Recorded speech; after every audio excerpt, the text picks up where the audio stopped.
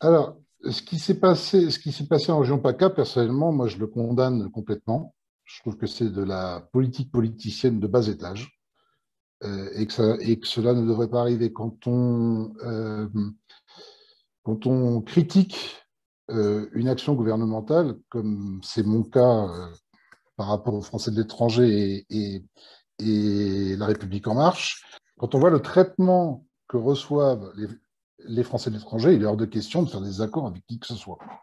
Donc, moi, je condamne complètement ce qui se fait en PACA. Et ce qui m'intéresse, c'est mes compatriotes de São Paulo et du sud du Brésil.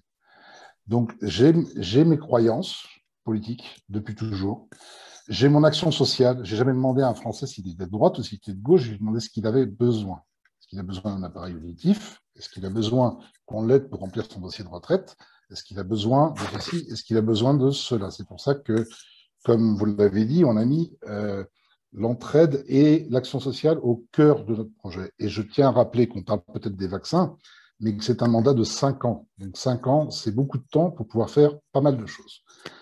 Nous avons un comité de soutien qui est extrêmement fort. Et pourquoi est-ce qu'il est très fort? Parce que on doit traiter, comme l'a dit Alain Fabien, les, les problématiques locales qui sont le jour, on va dire.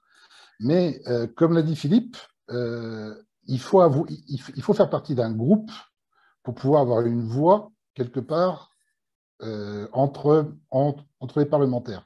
Et moi, je vois le travail que font nos parlementaires de droite et du centre, puisque nous sommes soutenus par les Républicains, par le mouvement de Valérie Pécresse Libre et par le Nouveau Centre. Je vois leur travail au jour le jour depuis des années.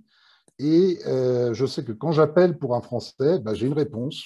J'ai quelqu'un qui va envoyer un courrier, j'ai quelqu'un qui va faire une question au gouvernement, j'ai quelqu'un qui va tenter de résoudre un problème d'inscription, un problème de journée citoyenne ou autre.